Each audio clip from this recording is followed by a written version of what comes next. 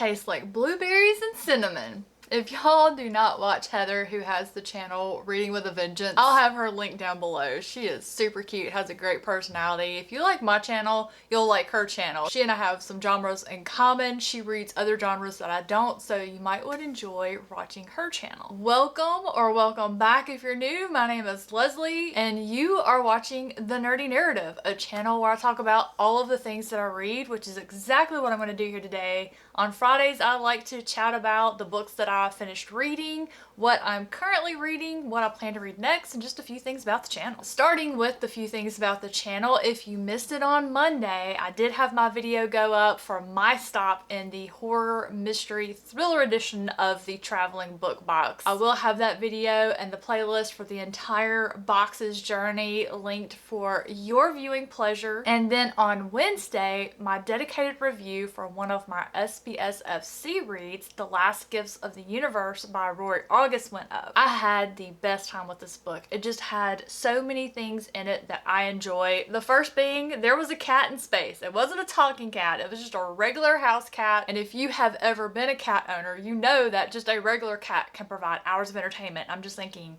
a cat in space. This is going to be great. So definitely give that one a watch if you're interested. And now let's talk about what all I read this week. And the first book that I finished this week, I can't show you because it's part of one of those secret projects, but it was a bit of a chunker. I'll tease it right here. That's what it is right there.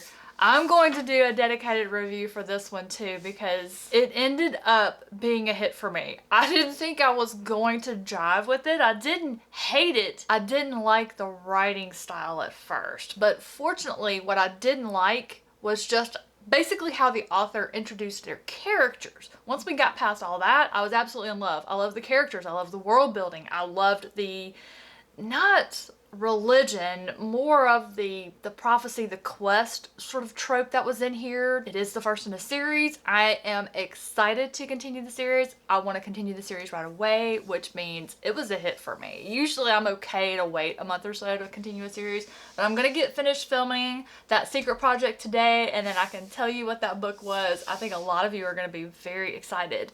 A hint. No, I'm not gonna do it because I'll totally give it away, because I think there's only one booktuber that a lot of people who watch my channel watch their channel. They would see that book, the thickness of it, and know exactly what it was. I'm not gonna give it away.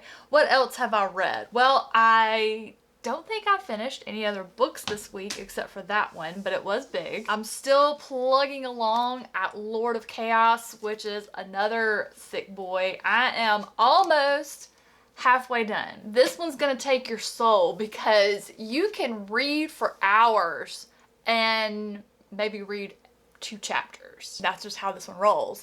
The other part of it is, if you've ever heard people talk about the Wheel of Time, they talk about a slog, they talk about there are some boring books, and this one, quite frankly, is a boring book for me. Now, I've read this series many, many times. I love the series as a whole. It does have issues. I'm not going to sit here and tell you, you should read this series. It's not for everybody, especially if you've only in recent years gotten into fantasy. Modern fantasy is a little bit shorter. They don't focus as much on these epic descriptions like Robert Jordan does. Robert Jordan is an author who repeats himself a lot, which if you're like me and you started reading the series as it came out, the books had a lot of time between each one and it was helpful. Is it one of my favorite fantasy series? Yes, it's the series that got me into reading the genre back when I was in high school. Would I like it if I started reading it for the first time today? Ooh, probably not as much, and I would absolutely not be able to read them back to back. You know, so take that as you will. It's got a lot of nostalgia for me, a lot of good memories, a lot of my friends from back in the day. We all read the series together and just loved it, and we would celebrate every time a new book came out. So other things I'm reading, Dracula Daily is still a thing. I think the latest email I got, perhaps was it yesterday, the editor had a little note saying that there was a 2-week jump before our next journal entry, just to give us a heads up we wouldn't get an email for a couple of weeks. I just really love this slow so intentional way of reading this classic. And I think I would like to try some more classics that I thought were daunting or that I didn't like, doing it in this way. Because I want to say I read The Count of Monte Cristo actually over a 3-month period. I think I took that one in 30-minute increments a day, maybe 20-30-minute increments a day, and just absolutely loved that. So I think I might try some other classics that way. Definitely worth a shot. I also got started on the first of my little pile of reads for SBFBO that I'm judging for Team Bookborn. I started Edgar and the Flyboys by Louise Gourdet, and I have just been having a wonderful time with this one. If you're someone who loves reading in the fantasy genre and historical fiction, I think this is a book you would absolutely enjoy. This author created something so unique with this book. We have things that we're familiar with, angels and demons, but things that I'm not familiar with. Now, I don't know if Louise Gourdet actually created the Soul Runner or if that's something that actually has existed in other literature before, but this is the first time I've ever met one.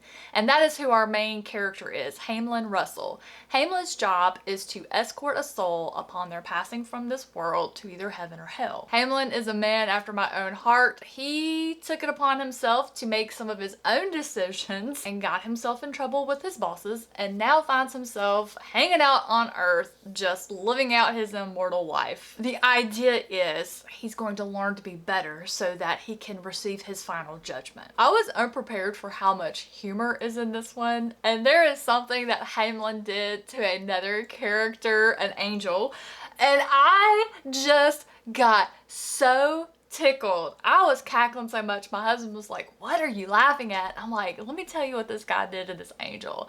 It was so funny. The other thing that won my heart over immediately with this one is where it takes place. It takes place in Maryland, and in the first chapter it's mentioning Annapolis, Chesapeake Bay Bridge, Ocean City, just places that I have frequented. Lots of great memories with my husband, some of our friends in that area, so I was just won over immediately. Just had the best time with this book. It's definitely going to be a hit for me. So we've talked about what I finished, what I'm still working on. What am I going to read next? Well, I do want to get started on my Joan Didion essay for the month of June. Each month I read a nonfiction essay written by Joan Didion. This was started by my friend Kate from the Literary Apothecary. I want to say we've been doing this for over a year now. This month we'll be reading the self-titled essay from that collection, The White Album, and I think this one is a bit of a longer work by her. So I want to get that one read, and then I'll finally get to Darcy Coates' Dead of Winter. That is my next book that I'm going to pick up. I am so very excited to try out this new to me author. I know Darcy Coates is a pretty popular thriller writer. I want to say that they're a thriller writer, and I can't wait to finally read something by this author and see how I feel about it. I really like the cover. I just love horror thriller stories that take place in a cold climate where there's snow, where there's a possibility of being snowed in, trapped for some reason, and snow just makes everything quiet. So it feels like it would heighten your senses. So if you hear something, it's like, where did that come from? I don't know. That's just me. That's just me. Y'all have to tell me if you feel the same way or if I'm just crazy. I mean, I know I'm crazy. In addition to Dead of Winter, I do want to get started on my next SBFBO read, which is Deathbringer by Blake Carpenter. I'm excited about this one because Deathbringer is the name of the sword that's on the cover. It's a sentient sword, I believe. It's either sentient or it has some sort of presence. It has the ability to bring someone